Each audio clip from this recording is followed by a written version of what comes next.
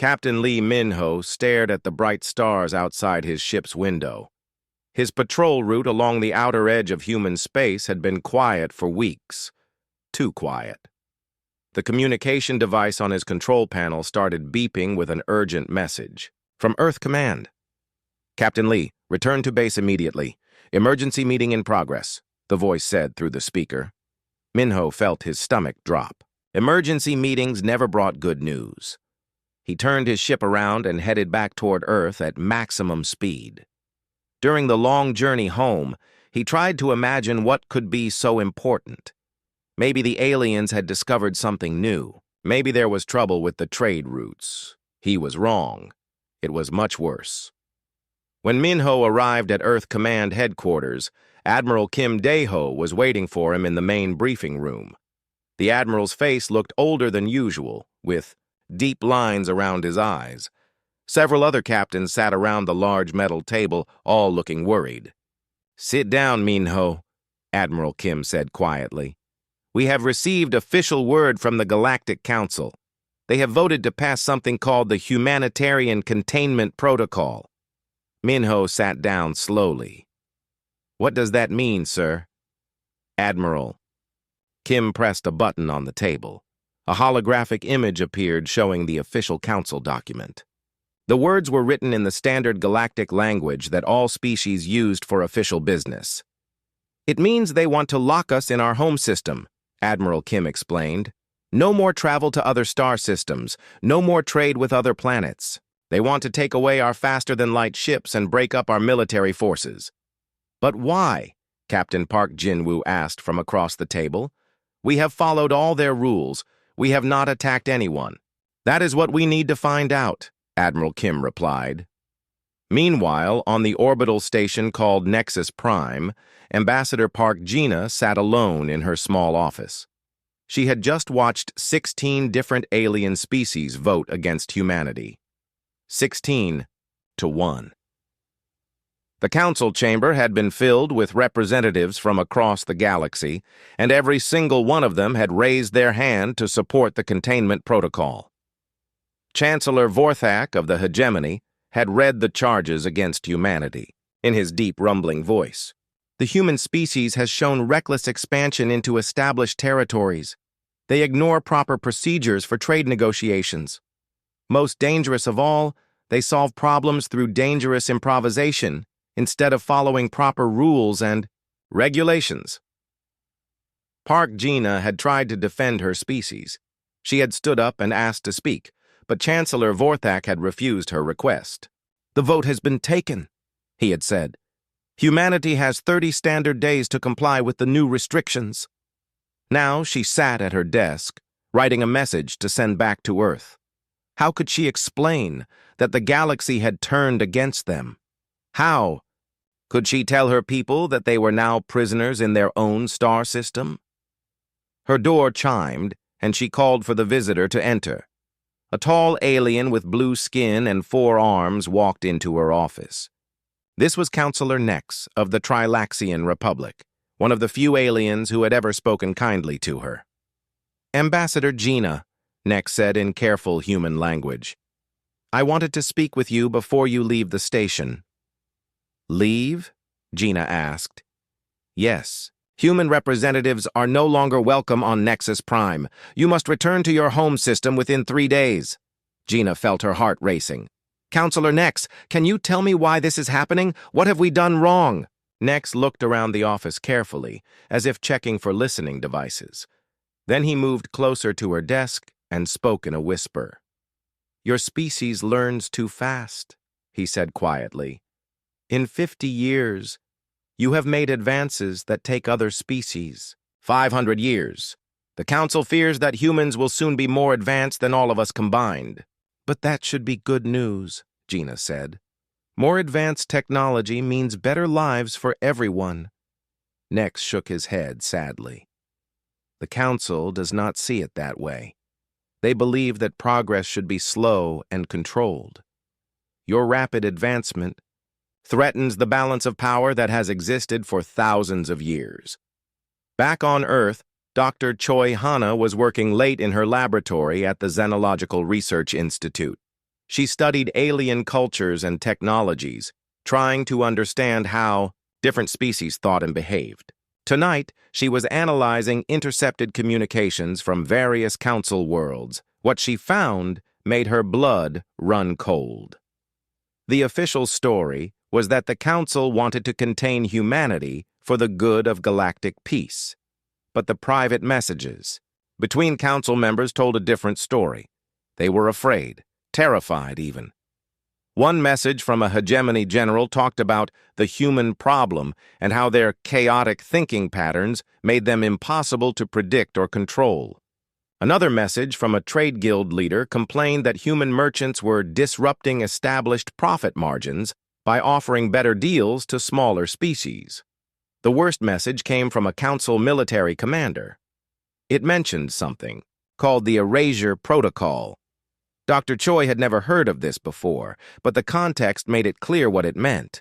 If humanity refused to accept containment, the council would not just lock them in their home system. They would kill every human living outside of Earth. Dr. Choi immediately called Admiral Kim Dae-ho. "Admiral, we need to talk immediately. I have discovered something terrible." 20 minutes later, Admiral Kim arrived at her laboratory with Captain Lee Min-ho and several other officers. Dr. Choi showed them the intercepted messages on her computer screen. "How many humans live outside the Sol system?" Admiral Kim asked quietly. "Over 200 million, Dr. Choi replied, "spread across 43 different worlds and space stations." The room fell silent. Everyone understood what this meant. The council was not just trying to contain humanity, they were planning genocide. Captain Lee Min-ho stood up from his chair. "What are our options, Admiral?" Admiral Kim looked at the faces around the room. These were good people, loyal soldiers who had dedicated their lives to protecting humanity. Now they faced an impossible choice. "We can surrender and hope the council keeps their word," he said slowly. "Or we can fight a war against 16 different species, each with technology and resources we cannot match." Dr. Choi raised her hand. "There might be a third option, Admiral." "What do you mean?" "The council thinks they understand how humans work," she explained. "They believe we will either submit like frightened children or attack like angry animals. But what if we do something they cannot predict? What if we change the rules of the game completely?" Admiral Kim looked interested. "Go on." "The Council has spent thousands of years creating a system based on predictable behavior," Dr. Choi continued. "Each species has a specific role. Each conflict follows established patterns. They have never dealt with a species that refuses to play by their rules." Captain Lee Min-ho smiled for the first time that day. "You mean we should do what humans do best?" "Exactly," Dr. Choi nodded. "We should be unpredictable. We should be creative. We should be human." Admiral Kim looked around the room at his officers. These people had families, friends, and loved ones scattered across the galaxy. The Council was threatening to kill them all.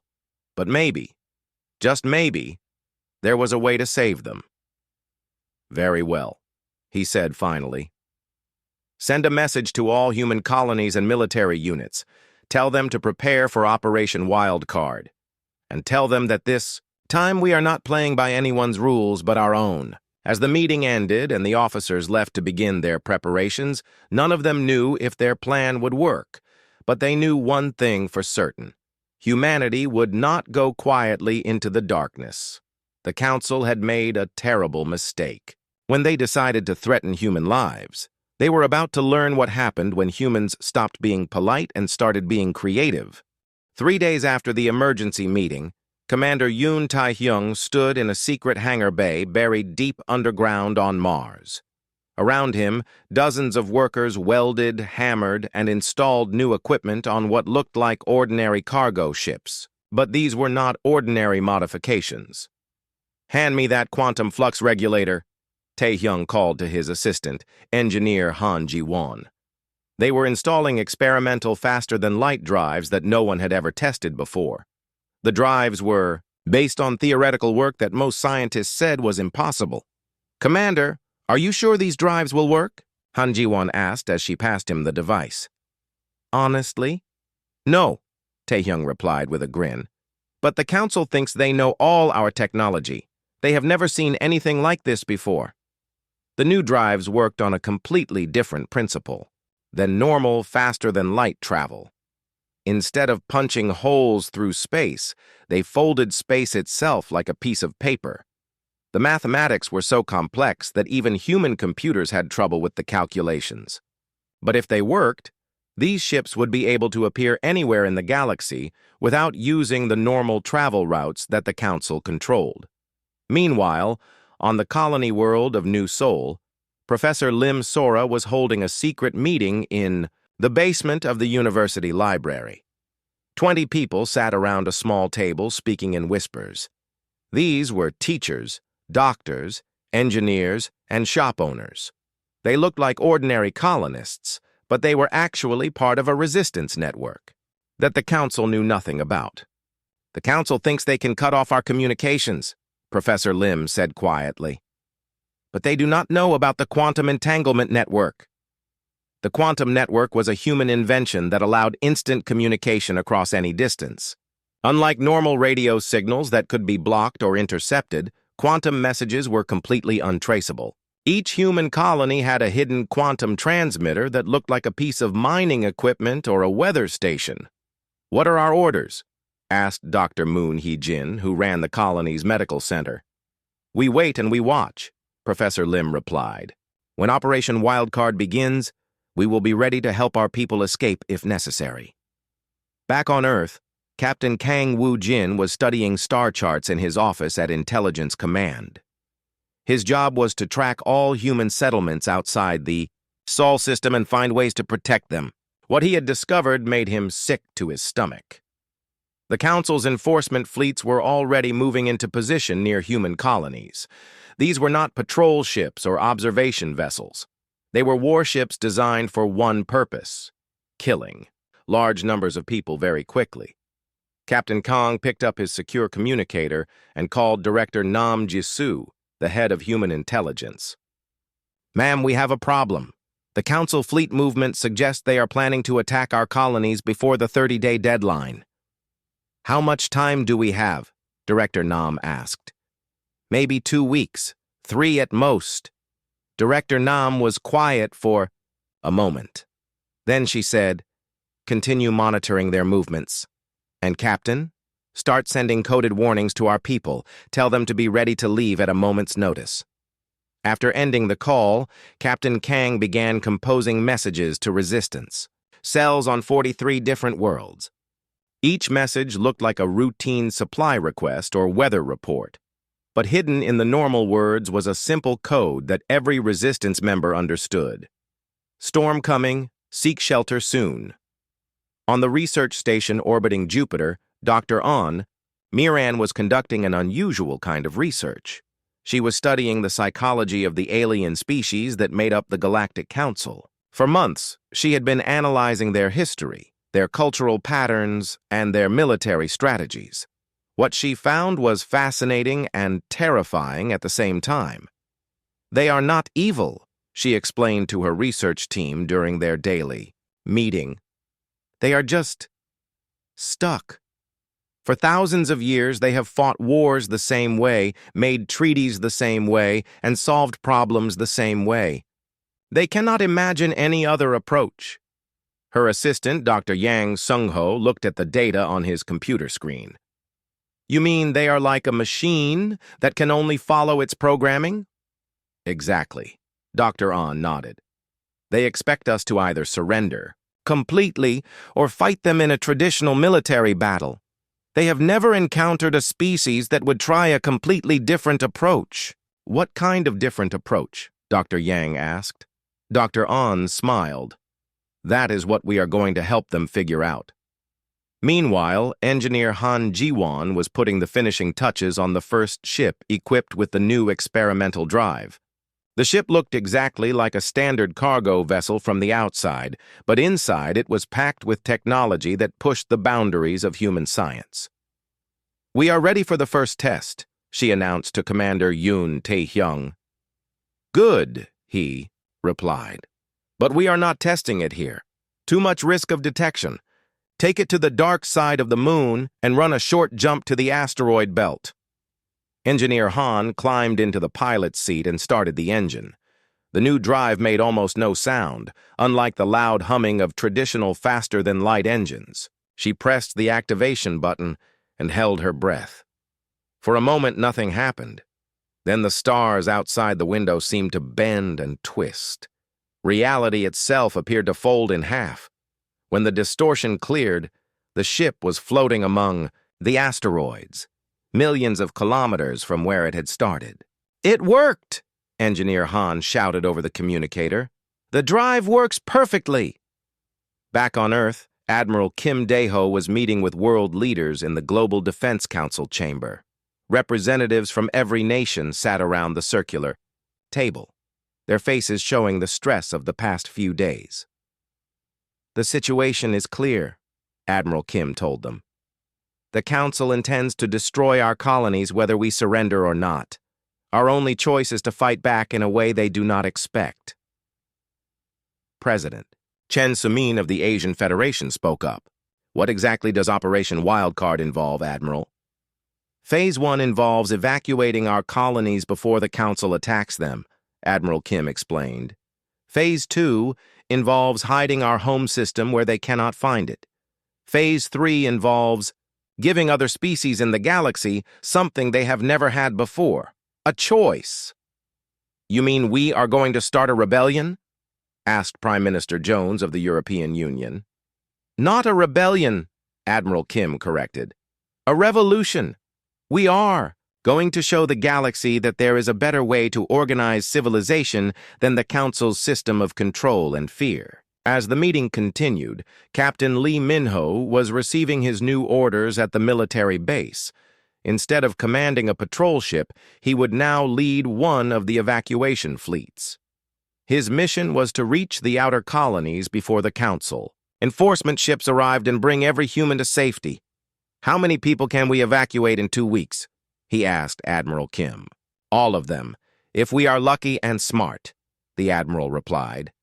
"We have been building evacuation ships in secret for months. They are hidden in asteroid fields and on uninhabited moons throughout the galaxy. Each ship can carry 10,000 people." Captain Lee did the mathematics in his head.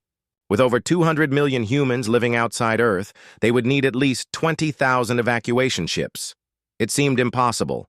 "Admiral, even if we have enough ships, how do we get them to the colonies without the Council detecting them?" Admiral Kim smiled. "That is where our new experimental drives come in. The Council's sensors cannot detect ships using quantum fold technology. We will be able to move our evacuation fleet right past their enforcement ships without them knowing we are there." As night fell on Earth, millions of people went to sleep, not knowing that their species was preparing for the greatest gamble in human history. In secret facilities around the solar system, workers loaded supplies onto evacuation ships. Engineers made final adjustments to experimental technology. Intelligence officers sent coded messages to resistance cells across the galaxy. Dr. Choi Hana worked through the night in her laboratory, preparing psychological profiles of Council leaders. If Operation Wildcard was going to succeed, they needed to understand exactly how their enemies thought. Commander Yoon Tae-hyung supervised the launch of 20 more ships equipped with quantum fold drives. Each ship would pick up evacuation vessels, hidden throughout the galaxy, and bring them to colonies where humans waited for rescue. Professor Lim Sora received a coded message from Earth telling her to prepare for evacuation in 72 hours. She immediately began spreading the word to other resistance members on New Sol. They had to be ready to move quickly when the time came. Director Nam Jisoo watched satellite images showing Council warships moving closer to human colonies. The enemy fleets were massive, with enough firepower to destroy entire planets. But they were moving slowly and predictably, following standard military procedures that had not changed in thousands of years. That was their weakness. The Council thought in terms of rules, regulations, and established procedures. They could not imagine that humanity would simply refuse to play by those rules. In less than 72 hours, the Council would learn something new about human nature. They would discover what happened when a species that valued creativity and improvisation decided to stop being polite and start being ingenious. The game was about to change in ways that no one in the galaxy could predict. Admiral Bae Sung-jun floated in his command ship near the edge of the Sol system, watching through his telescope as the Council enforcement fleet approached Earth. 200 massive warships moved in perfect formation, their weapons powered and ready for battle. The fleet commander had sent a message demanding humanity's immediate surrender, but something was wrong. "Sir," reported Lieutenant Park Min-soo from the sensor station, "I am not detecting any activity from Earth or the other planets. No radio signals, no energy signatures, no movement of any kind." Admiral Bae frowned. "What do you mean, no activity?" "The entire solar system appears to be empty, sir. All human settlements seem to be powered down or abandoned." Admiral Bae stared at the sensor readings in disbelief. 3 days ago, Earth had been buzzing with activity. Billions of people lived on the planet. Thousands of ships moved between the planets every day. Space stations orbited every major world in the system. Now there was nothing. "Send a probe to Earth," Admiral Bae ordered. "I want to know what happened to the humans." The probe launched from his ship and sped toward the blue planet. Its cameras showed cities that looked completely normal from space, but no lights were visible anywhere. No ships moved in orbit. Even the massive space elevators that connected Earth's surface to the orbital stations hung motionless. Meanwhile, on the hidden observation post buried inside an asteroid, Captain Oh Kyung-min watched the Council fleet's confusion with satisfaction. Phase 2 of Operation Wildcard was working perfectly. "They have no idea where we went," he said to his communications officer. "Send the signal to begin Phase 3. "Yes, sir," the officer replied, and transmitted a coded message using the quantum network. Light years away, the message reached Commander Park Min-soo, who was leading a rescue operation at the mining colony on Kepler 442b. His evacuation ships had arrived just in time. Council warships were only hours away from the planet. "All civilians, report to evacuation ships immediately," Commander Park announced over the colony's communication system. "This is not a drill. You have 30 minutes to gather essential belongings and board the nearest transport." The colonists moved quickly and efficiently. They had been preparing for this moment for weeks. Families grabbed their children and small bags of important items. Workers shut down the mining equipment and destroyed any technology that might be useful to the Council. But Commander Park was not just evacuating humans. Hidden among the colonists were members of other species, aliens who had been working as traders, scientists, or refugees on human worlds. These were beings who had grown tired of the Council's restrictive laws and had found freedom in human territory. "Commander," called Dr. Lim Sora, who was helping coordinate the evacuation, "we have 37 non-human evacuees requesting transport. What are your orders?" "Bring them all," Commander Park replied without hesitation. "Anyone who wants freedom is welcome." As the evacuation ships lifted off from Kepler 442b, they used the quantum fold drives to disappear instantly from normal space. The Council enforcement ships that arrived 6 hours later found an empty planet with no trace of where anyone had gone. This scene repeated itself across the galaxy. On 43 different worlds, human evacuation fleets rescued not only their own people, but also millions of aliens who had chosen to live under human laws instead of Council control. Back in the Sol system, the Council fleet commander was growing increasingly frustrated. Admiral Vrak of the Hegemony Navy had been ordered to accept humanity's surrender and begin the dismantling of their military forces. Instead, he found himself staring at empty planets. "Admiral," reported his science officer, "our scans show that Earth's population has somehow been moved to a location outside normal space-time. The dimensional readings suggest they are using some form of pocket universe technology. Admiral Vrack's 4 eyes widened in surprise. That is impossible. Pocket universe technology is theoretical at best. No species has ever successfully created a stable dimensional fold. Yes, sir. But the energy signatures do not lie. Earth and its population exist in a parallel dimension that overlaps with our normal space. While the Council fleet searched desperately for any sign of humanity, Captain Song Juyon was beginning the most dangerous part of Operation Wildcard. His specially modified stealth ship approached the hegemony's capital world of Vorthak Prime. Captain Song's mission was not military. He was carrying something far more dangerous than weapons: information. His ship landed in the crowded spaceport of the planet's capital city. Captain Song disguised himself as a trader from the Outer Rim and made his way to the worker districts where millions of hegemony citizens lived in poverty while their leaders enjoyed vast wealth. "Citizens of Vorthak Prime," he began, broadcasting on underground communication channels. "Did you know that your government has been hiding advanced medical technology that could cure the diseases that kill your children? Did you know that your leaders have access to unlimited energy sources but force you to live with power shortages?" The broadcast included detailed technical specifications for technologies that the hegemony government claimed did not exist. Captain Song had stolen this information from council databases, proving that the ruling class had been deliberately keeping their own people in ignorance and poverty. Similar broadcasts were happening on 12 other council worlds. Human agents were revealing the truth about how the galactic government really worked. They showed proof that the Council artificially limited food production to control populations.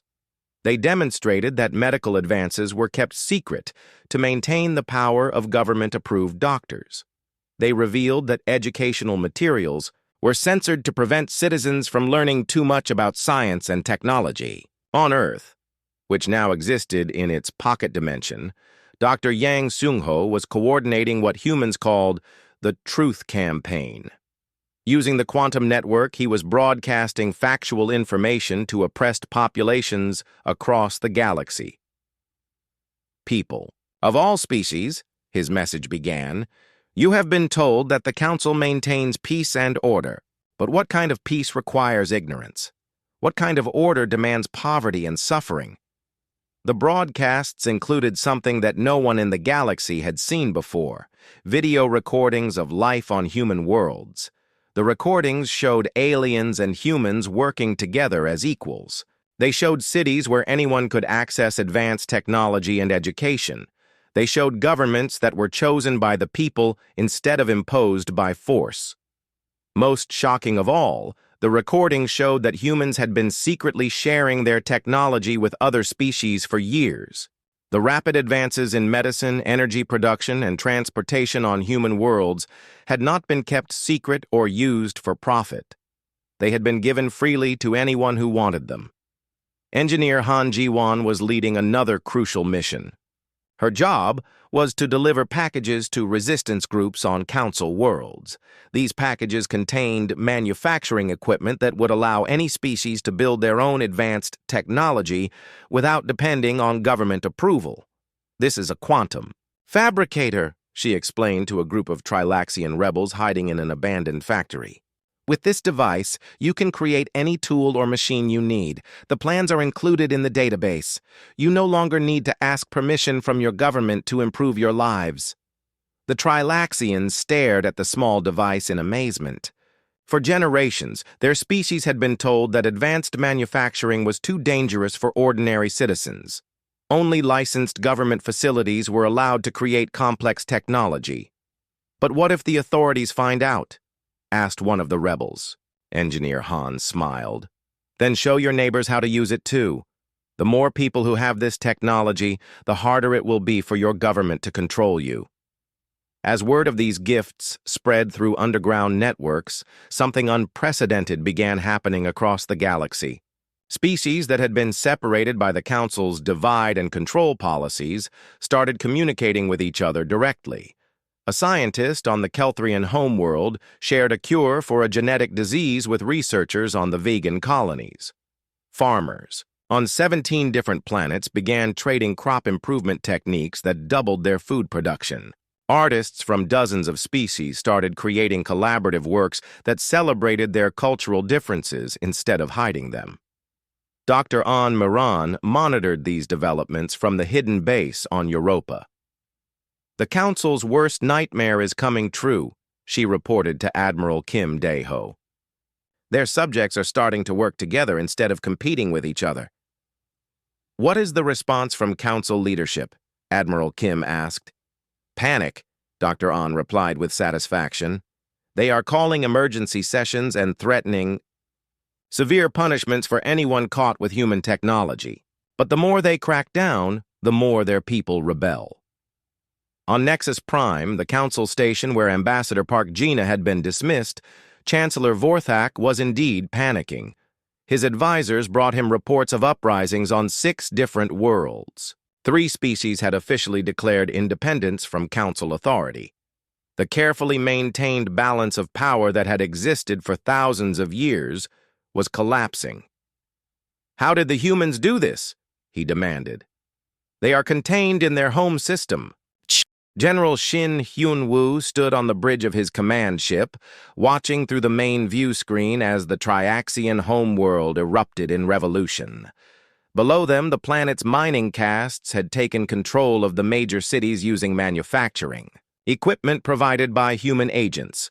For the first time in their history, the Triaxian workers were able to build their own tools and weapons instead of depending on what their government allowed them to have. "General," reported Commander Ryu Jihyuk from the communication station, "we are receiving surrender requests from Triaxian government forces. The planetary leadership is asking for safe passage off-world. Grant it." General Shin replied, "We are not here to hurt anyone. We are here to give people the freedom to choose their own leaders." This scene was happening across the galaxy. On the Kelthrian science worlds, researchers had discovered that their government had been hiding breakthrough technologies for centuries. When they shared this knowledge with their people, the Kelthrian Science Guild declared independence from Council authority within hours. On the agricultural planet of Vega 7, farmers learned that they could triple their crop yields using techniques that had been banned by the Council's food control regulations. The entire planet voted to leave the Council system and join what they called the Human Alliance. Captain Song Ju-yeon was coordinating these liberation efforts from his mobile command center. His ship moved constantly through space, using quantum, fold technology to appear wherever freedom movements needed support. "Captain," his intelligence officer reported, "the Zalani Cooperative has officially withdrawn from the Council. Their representative made a public statement saying that humanity's approach to cooperation is what the galaxy should have been from the beginning." Captain Song nodded with satisfaction. The Zalani were one of the most respected species in the galaxy. Their endorsement of human ideals would encourage other species to question the Council's authority. But not everyone was ready to embrace change. On the heavily fortified world of Hegemony Prime, Chancellor Vorthak was meeting with the remaining hardline council members. "The situation is unacceptable," he growled to the assembled leaders. "Half of our member species have either declared independence or are in open rebellion.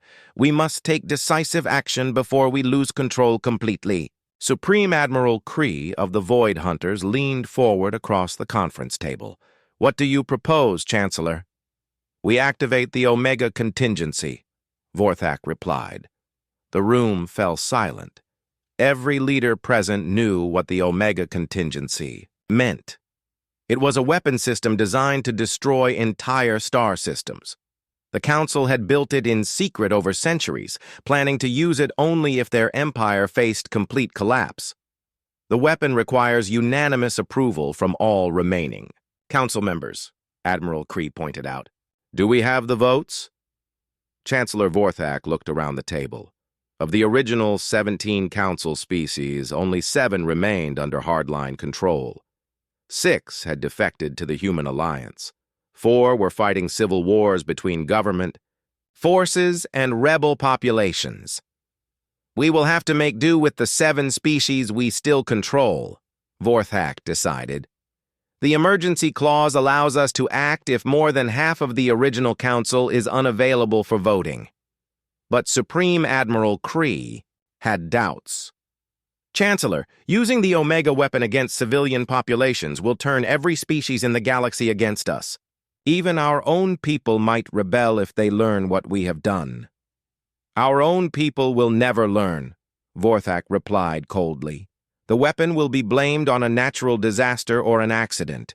No one will know that we were responsible. Meanwhile, in the human pocket dimension, Admiral Kim Daeho was receiving reports from intelligence agents throughout the galaxy. The news was both encouraging and terrifying. Admiral, reported Director Nam Jisoo, our sources inside the council hierarchy indicate that the hardline faction is planning to use some kind of superweapon. We do not have complete details, but the references suggest it is capable of destroying entire solar systems. Admiral Kim felt his blood turn cold. How long do we have? Unknown, sir. But our intelligence suggests they need unanimous approval from the remaining council leadership. That might give us time to prevent it. Admiral Kim immediately called an emergency meeting of the Human Defense Council. Within an hour, every major human leader was connected through the quantum communication network.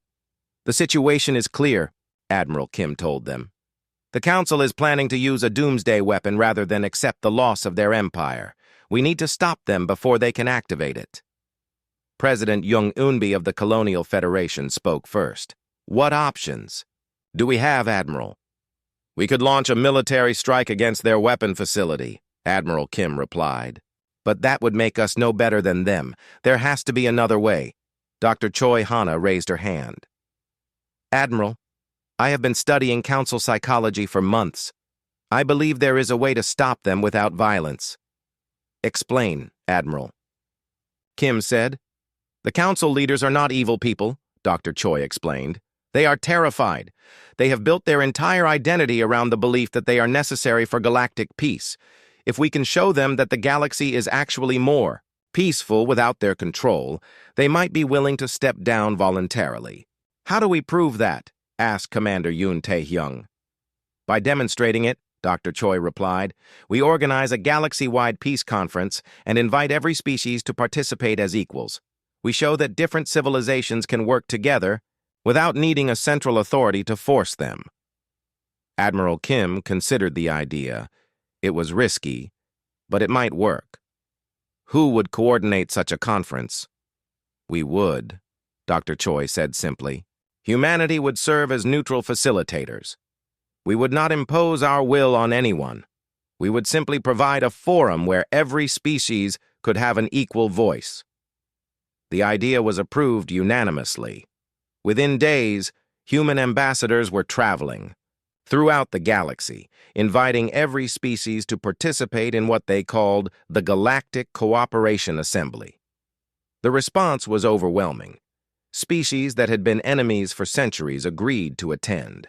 Civilizations that had never spoken to each other requested seats at the conference table. Even some of the moderate council species announced their intention to participate. Coordinator Lee Soman was chosen to organize the conference. She set up the meeting location in the neutral zone between council space and the free zone that humans had established. The conference would be held on a massive space station that humans built specifically for the event.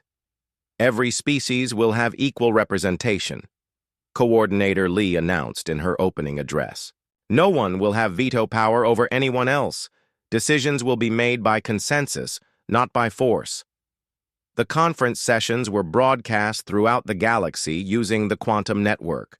For the first time in galactic history, ordinary citizens could watch their leaders discuss policy and make decisions. The transparency was revolutionary. During the third day of the conference, something unexpected happened. Moderate leaders from 3 council species arrived at the station and requested permission to participate. We come not as representatives of the council, announced Councillor Tess of the Zelani Cooperative, but as advocates for our own people. We believe that cooperation is better than domination. Chancellor Vorthak was furious when he learned of the defections.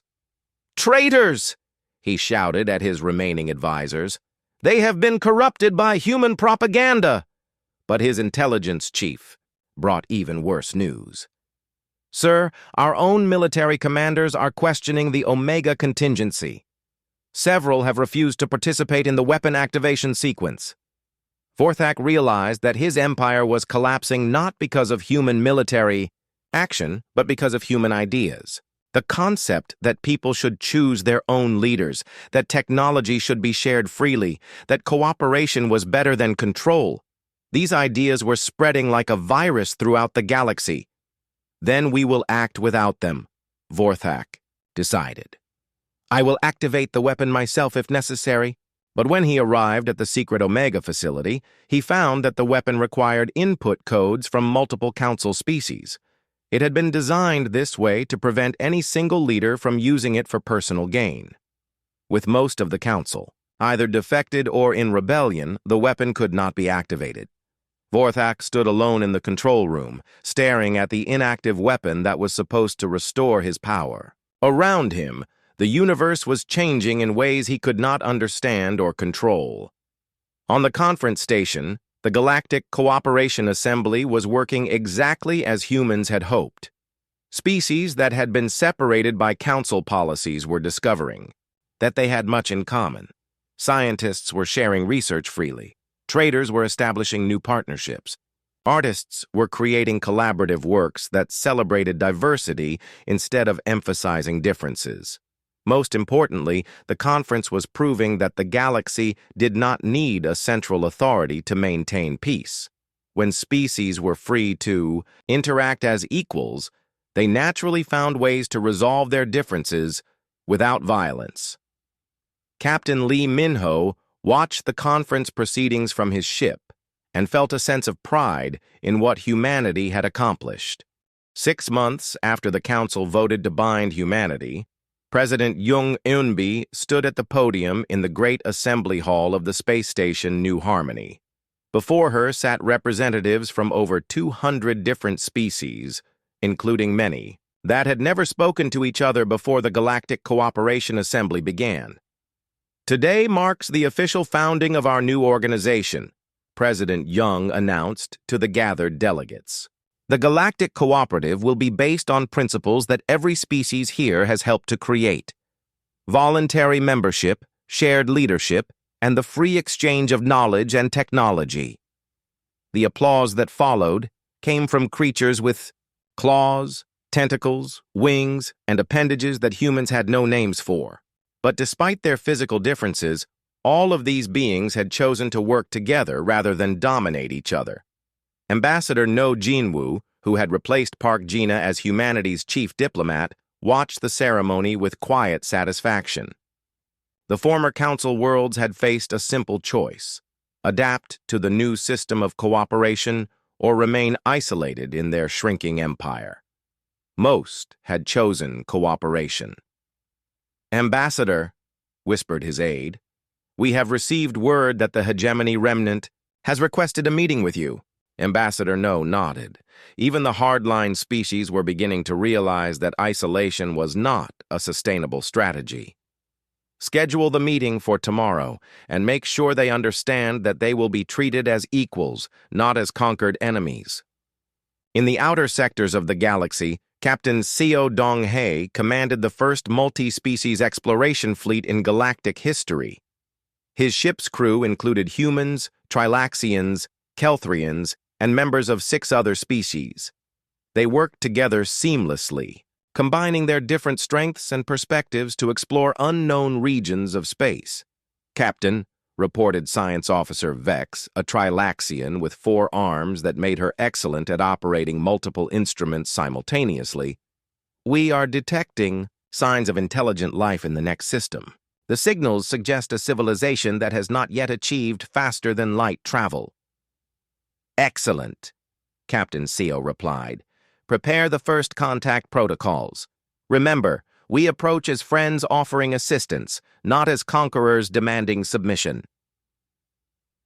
The new first contact procedures had been developed jointly by all member species of the cooperative. Instead of the Council's old system of evaluating primitive civilizations for conquest potential, the new protocols focused on determining how to help developing species advance at their own pace.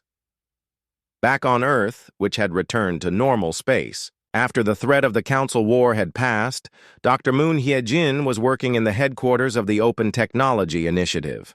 The building buzzed with activity as scientists from dozens of species collaborated on research projects that would have been impossible under the old system. Dr. Moon called her research partner, a vegan scientist named Dr. Klex. The new medical scanner is ready for testing. It combines human quantum technology with Kelthrian biosensors and triaxion manufacturing techniques. Dr. Moon examined the device with excitement. Under the Council system, each species had guarded their technological secrets jealously. Now, by combining their knowledge freely, they were making advances that none of them could have achieved alone. This scanner will be able to detect diseases before symptoms appear, Dr. Moon said admiringly. We should share the plans with every medical facility in the cooperative immediately. Already done, Dr. Klex replied with what humans had learned was a vegan smile. The fabrication instructions were transmitted an hour ago. Any species with basic manufacturing equipment can build one. Meanwhile, Commander Jang Seok-jin was overseeing the integration of former Council military forces into the Cooperative Defense Corps. It was a delicate process, as many of these soldiers had been enemies just months before. Commander, reported Captain Park Woo-jin, a former hegemony officer who had volunteered to join the Defense Corps. The joint training exercises are proceeding better than expected. The different military traditions are actually complementing each other well. Commander Jang nodded approvingly. Good. Our job is not to create a single unified military, but to help different forces work together when necessary. The Defense Corps was organized on completely different principles than the old Council military. Instead of a centralized command structure that could be used to oppress member species, the new system was based on voluntary cooperation. Each species maintained their own defense forces, but they could request assistance from others when needed. In a small office on the Moon, Agent Kwon So-han monitored communications from the few remaining hardline Council worlds. Her job was to watch for any signs that they might attempt revenge attacks against the cooperative. Agent Kwon, her supervisor asked, "What is the status of the hegemony remnant?" "They are struggling, sir," Agent Kwon replied. "Without access to the trade networks and technology sharing that the cooperative provides, their economy is collapsing. Their own people are beginning to demand reforms. Even Chancellor Vorthak, the architect of the plan to bind humanity, was facing rebellion from his own species. The hegemony citizens had learned about the prosperity and freedom that other species enjoyed in the cooperative, and they wanted the same opportunities for themselves. Admiral Kim Dae-ho, now serving as the first Director General of the cooperative.